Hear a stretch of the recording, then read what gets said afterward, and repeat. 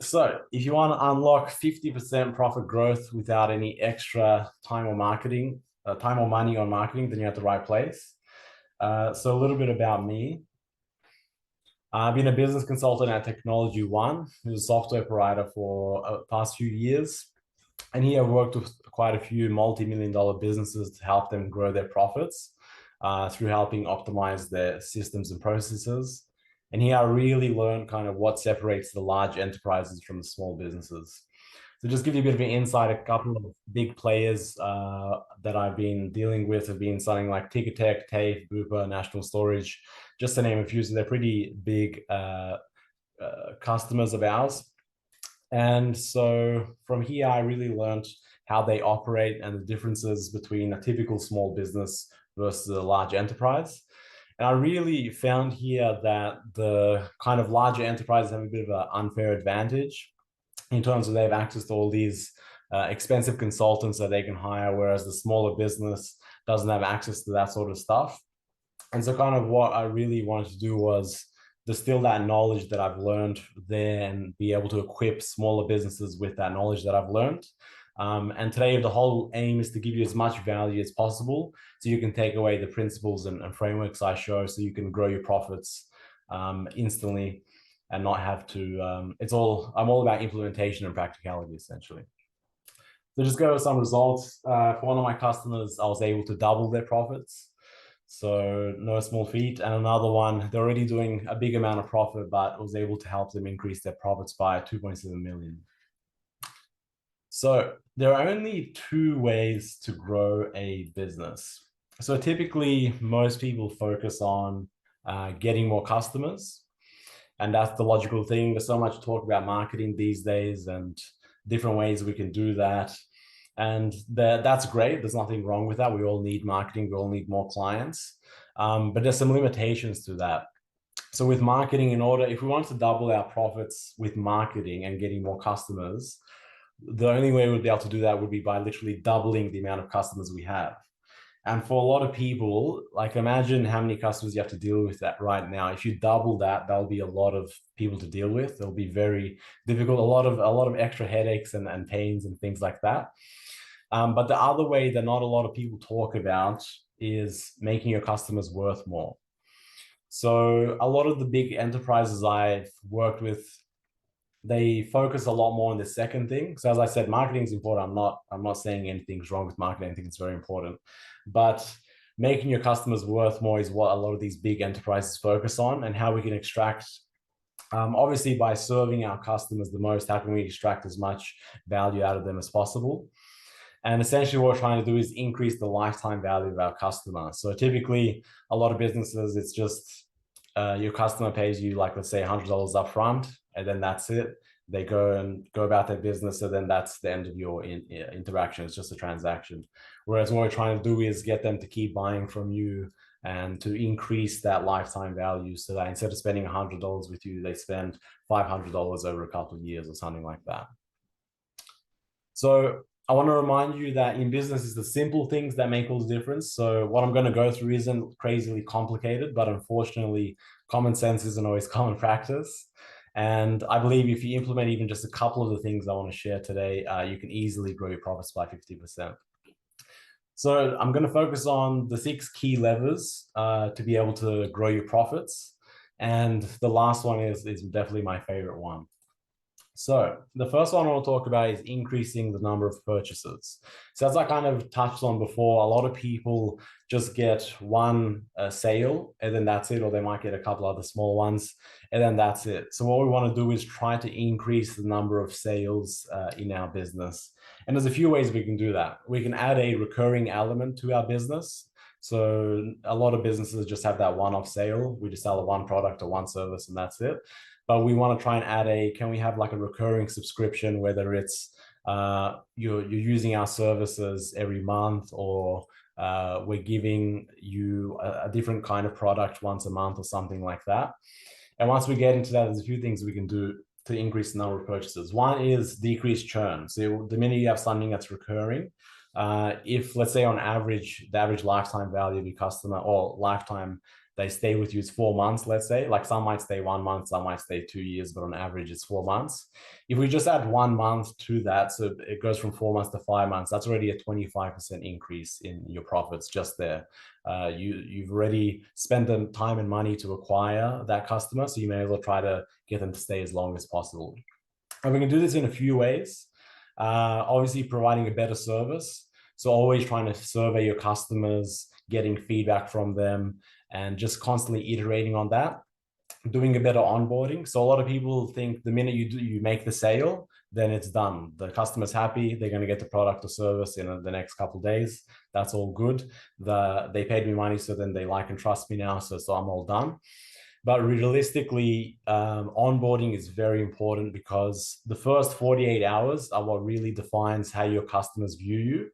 And if you're not giving them quick wins and like over communicating, essentially, like we're going to do this, then this, then this, then this, then a lot of them will end up leaving you pretty quickly or not wanting to purchase from you again. Another thing we can do is doing better activation. So with a lot of service-based businesses, a great thing a lot of big enterprises like to do is talk to their top customers, like they get the best results, and then ask them, so what exactly did you do from the minute you found us? The minute you bought from us, what exactly steps did you take to get to where you are? And then you realize, okay, so it's there's 3 specific key factors that activated that customer to allow them to get the best results. So then what I'm going to do is now for all my new customers, I'm going to make sure they follow that same activation pathway. Because essentially the minute if you give a customer a quick result, then they're going to want to stay with you because like, oh, this guy actually, he's not just some guy who says he can do all this for me, but then the minute I buy from him, it's just like, okay, that's it. If you give me a quick result, then I'm going to want to stay with you longer because like, whoa, this guy's actually knows what he's doing.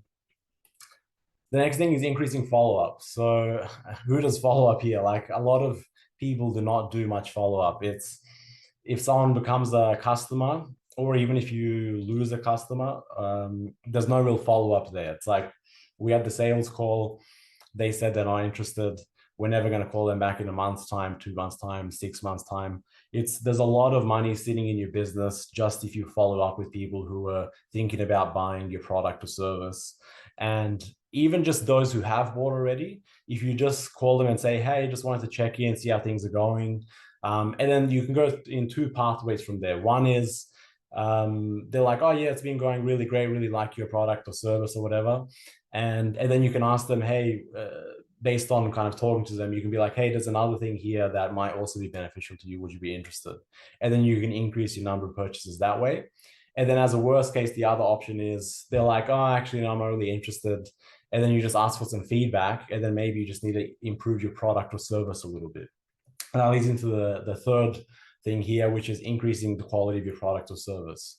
So a lot of people, when they first get into business, it's how can I quickly make this service or product as quick as possible and then start marketing and start making money. But the issue with that is you might spend a couple of weeks or a couple of months creating your product or service, and then you have to spend the rest of your life marketing it because it's an okay product or service.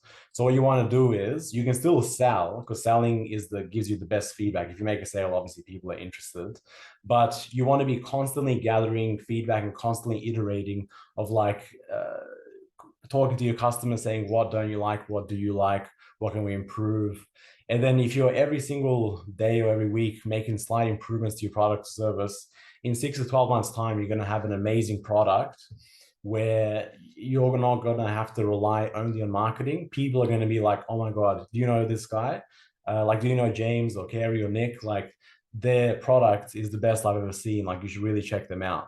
And then people will start talking about you and talking about your business. And that's the most exponential way you can scale. Like marketing is great, but at a certain point, it kind of tapers off. Your returns get it's more linear. Whereas with word of mouth, it can elevate your marketing and it can go exponential. Okay, so what does this look like in terms of how does this impact our profits if we were to increase the number of purchases? So I'm going to go through like a before and after and then discuss that. So before here, we're looking at this is our profit margin or amount, and this is our expenses in red. So we're just going to go on the assumption of our profit's $20, our expenses are 80. So our total revenue is $100, $80 expenses, we've got $20 left. So that's our default. And then after we make the change, obviously this can vary a lot. You can triple the amount of purchases you have. You can 1.5x. But in this case, we're just doubling. So instead of the person buying one thing from you, we're going to get them to buy two. So in that example, we're doubling our revenue and also doubling our profits. So a great thing here is also just bundling things. Like instead of just selling one thing, you can sell multiple as well. On to the next thing. So decreasing expenses, pretty logical and standard way of increasing profits. Like that's a pretty standard way a lot of people look. But because it's so standard and boring, not a lot of people spend much time here. So over time, when you're running your business, you obviously get very busy. You take on memberships and subscriptions and new staff and whatnot. And you're so busy serving your customers, a lot of time you don't have time to serve your business and work on your business.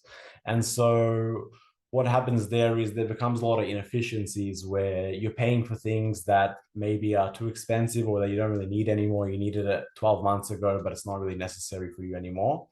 So we're going to look at what we can do to improve that. So one is obviously just identifying all your expenses and kind of looking through them, seeing what is really relevant. There's a couple other quick wins we can do as well. One is outsourcing. So these days, with the world being so global and international and online based, you can get virtual assistants to do a lot of basic tasks. So if you or your employees are doing very basic tasks, where it's just you're doing basic data entry or sending a basic email, you're wasting a lot of your time on things that like you're losing your energy and brain power on those sorts of tasks instead of focusing on the high leverage tasks. Because big businesses, they're not necessarily better than you, but they have more leverage. They work on tasks that give them, they put one input in and then they get 10 as an output instead of it's something like a maniacal task. You put in one input, you get one output. Like it's very low leverage tasks. The next thing we can do is have tools or software. So especially with AI coming out, your software can do a lot of things for you these days. So I'd recommend just spending a single afternoon writing out all the tasks you do and all the tasks your employees do on a given day or a given month. And then individually Google them, and you'll be surprised what $50 to $100 a month can do for your business. Like there's so much software and tools out there where if you just spend an afternoon Googling it, you'll really be able to save a lot of time and money by letting software do the work for you. And then the next thing is systems. So for things that we can't automate or get software to do, how can we systemize? So we can always systemize things even if it requires a human touch. Like even if you're sending an email that's always relatively similar, how can we make a template for that where 80% is the same? And then we just change that 20% to personalize it to the customer, or create like standard operating procedures of this is how we do this. So then you're not wasting your time recreating things constantly. And yeah, that's essentially what that would look like. And then again, what's that impact on our profits? So we've got that same before with that 20% profit margin. Here we're leaving the revenue the same, but we're increasing our profits because we're decreasing our expenses essentially. So in terms of our revenue, there's no change, but in this specific example, we have a 50% profit increase. And just to give you context, so if my profit's $20 here initially, by decreasing my expenses by $10, which is, since my expenses are $80 all up, that's only a 12.5% decrease, not dramatic, but it gave me a 50% increase in profits. So it's really important to look at some of these small things where people are like, oh, it's not worth me wasting my time on that to save a couple extra dollars per sale. But all that adds up because your profit margins usually aren't like 90%, they're usually lower than that. The next one, number 3, is upsells. And there's 2 types. Before I get into that, so as I was touching on before, a lot of people just sell one thing. And this creates 2 problems. One is you're losing those extra profits, but it also means that the top 20% of your clients are being underserved, because there's always the 80-20 principle really applies in business. There's always the top 20% of your clients who will contribute to 80% of your revenue. And if you're not focusing on those top 20%, you're really losing a lot, because there's always going to be big clients, or we call kind of whales, who might come in as prospects.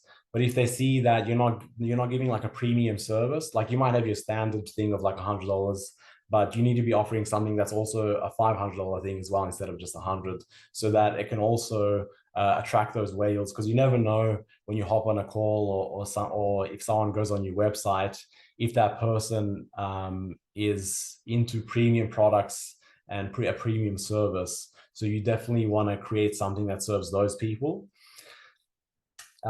because otherwise you're not serving your whole client base. But in terms of the two types, first is we got more. So instead of buying one thing, you want to buy two? Do you want to buy three? Do you want to buy four? So bundling things together, or just offering more. You'll be surprised that, again, with the 80-20 rule, probably 20% of people will be like, yeah, sure, I probably do need two instead of one. Depends on, and that can be, I'll go into more detail on that. The next one is better. So as I was talking about before, you have your standard package, but then you also have your premium package, or your standard product and premium product. So in terms of more, there's two ways we can do it. It's either in terms of units. So if you're selling a product, like a burger, you want two burgers? If I'm selling web pages, instead of selling one web page, do you want two web pages instead? Or you can do it in terms of time. So if you've got more of a service-based thing where you're helping people for a 3-month thing, like you sell a 3-month package, do you want to make that 6 months? Do you want 9 months? And you'll be surprised, 1 in every 5, 1 in every 10 are going to say, yeah, sure, that makes sense to me. And then that immediately boosts your profit a lot. So impact on profits, we start off with the same. In this case, if we're instead of selling one thing, we're selling two, in that single transaction, we're now getting those two sales, or the two product sales, essentially, or services. And then again, doubling our revenue and doubling our profits there. In terms of better, so this can be the typical thing people think about better is quality. So like if we take the example of a burger, very basic example, but a typical burger, let's say, is $10. You have the patty, the cheese, and sauce, and that's pretty much it, like a very basic standard burger. If I wanted to sell a deluxe one, or like an upsell one, I could sell a $15 burger with bacon, lettuce, tomato, special relish, a brioche bun, all that sort of stuff. So that's the typical way people look at upsell. But there's two other ways. You can also do it in terms of speed, because speed is actually highly valuable. So if we're looking at websites as an example, if I give you a website that loads in 10 seconds or one that loads in 1 second, what's more valuable? The one that loads faster.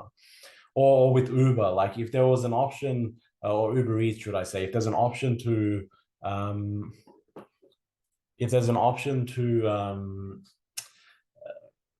get your Uber Eats quicker, some people are willing to pay for that.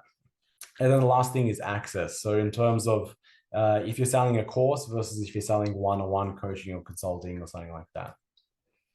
And then the impact on profits. This one is huge. So what's happening here is typically you can double the price of an upsell. So if you're usually selling something for $100, you can at least sell your upsell for $200. And what happens here is, yes, it might cost you a bit more to fulfill. It'll cost you a bit extra to give that premium thing, but typically your expenses don't scale identically to your price. So you'll add a bit more cost, but your profits will be huge on that. So in this example, our revenue doubled, but our profits 5x'd. So that's really the power of a good upsell, where you're providing a premium service and providing something that's really, really valuable, but it's not really costing you a huge amount. It's costing you extra, but nothing crazy. Next one is cross sells. So think about, what do your customers buy immediately before or after they buy from you? So if we're looking at a gym, for an example, you go there, you get a gym membership. What do you buy before or after? Typically, probably some sort of supplements like protein powder or something like that. Or you might be buying something like gloves or a foam roller or something like that. So instead of only getting the money for the gym membership, why can't we get the things that are around the customer? Because they're already going to buy it anyway. Like whether they come to you or not, they're going to buy it. So we may as well make money from that. So we've got two options with that. One is we can refer our business out. So if in the example of the gym, we can say, hey, we really recommend our preferred provider for supplements. And then we can get an affiliate link or something like that, where people are willing to pay anywhere between 10 and 40% for that. So quickly and easily, if you're a customer, think about it. If I'm going to the gym and I'm like, I Google protein powder, I've heard it's good to take. There's probably going to be 50 different brands that pop up. I don't know which one I should trust, which one's the best. There's 3 different types of powders. But if my trusted advisor, the person I trusted to give my money to, the gym person, tells me, hey, we get like 10 new customers a month, and most of them like this specific supplement company, and they get a good deal for us. Do you want me to hook you up? And they're like, yeah, sure. Like that relieves a lot of stress, makes things a lot easier and better. And what happens is over time, if you realize that that other business is making more money than you, then you want to build that in-house. So initially you want to refer that out, but if they're making more money than you are, then it might be time to be building that in-house and offering it so you can take more of the profits. So what does this look like in terms of our profit margin? We're literally just adding on top. So we literally have to do nothing different. We don't have to fulfill anything extra, spend any time. We just need to make the connection. And then we're getting that. In this case, as an example, I said we're selling a $100 thing and we're referring to another $100 thing, and they're giving us the 20% commission. So you might be thinking, why do I care about like $20? Like that's not really significant to me. But if your profit margin is $20 on what you're selling, 20 is doubling your profits. So that's crazy. You can double your profits just by connecting your customers to people who you trust and are preferred service providers. The other thing we have is downsells. So converting someone from like, no, I'm not interested, to a yes. And then also preventing someone from leaving and getting them to stay. So a lot of people, when they get to this, if someone says no, if they want to leave, they're just like, oh, okay, sorry to hear that. Sorry to hear you leave. It's been nice having you. Or like, okay, no worries. See you later. But we want to try and serve these people as much as possible. And a lot of the time, it's just they might not have the money right now, or they might not want a specific way to consume it. So for example, if I'm offering a one-on-one coaching, someone might prefer a course instead. So in terms of impact on profits, before, if I was going to get a no, like if I did my whole sales pitch and people said, no, thanks, I'm not interested, I was going to get $0. But if I offer a downsell where it's something way cheaper and I can potentially get a lot less money, but I'll still get something. And in this case, what we're doing is our revenue is going from $0 to $20, and our profits going from 0 to 15. So typically your margins will be super high on downsells, because usually it's something that doesn't take you a lot of time or money or effort to fulfill. Like if we're comparing one-on-one coaching to a course it costs 0 to fulfill that essentially. And then here, the crazy thing is that you're making $15 profit from this. Meanwhile, typically you're making $20 on your main thing. So it's not bad at all to be getting 15 on someone who's going to say no anyway. And then from getting someone from leaving to staying, very similar. Before we had them as the typical amount they were going to leave us, which was going to bring our revenue and profit to 0. But now we're downselling them into something else. You can just say, hey, which part of the service are you not really interested in? And then we can just reduce the price and they can keep staying with us. And then again, similar change there. They were going to go to 0, but now increase their revenue to 20. And then same with our profit goes to 15. And then this one is my absolute favorite one. It's literally the biggest lever you have on profits. So a lot of people don't price their services or products correctly. And by doing that, they're losing a lot of profits. So the average business makes like 10% profit margins. Like if you Google the average profit margin in Australia, businesses, it's 10%. So if you can increase someone's price by 10%, that can literally double some people's profits. So that says the biggest lever. That also increases your perceived value. So people value things that are expensive. Like even if you look at wine as an example, that people have done experiments where you give someone a cheap wine, a medium priced wine, and like a high end wine. And then when they taste it, they'll say the high end wine is obviously the best. They would pay the most for that. But then meanwhile, the experiment is actually set up so that it's all the exact same wine, and we literally just change the label. So it really shows you that price is actually a component of value. If you value yourself highly and say, I'm worth this much, people will be like, okay, this isn't just I'm like the cheapest person I'm dealing with. I'm actually dealing with a premium service provider. Obviously, I'm not saying just rake up your prices and don't give a good service.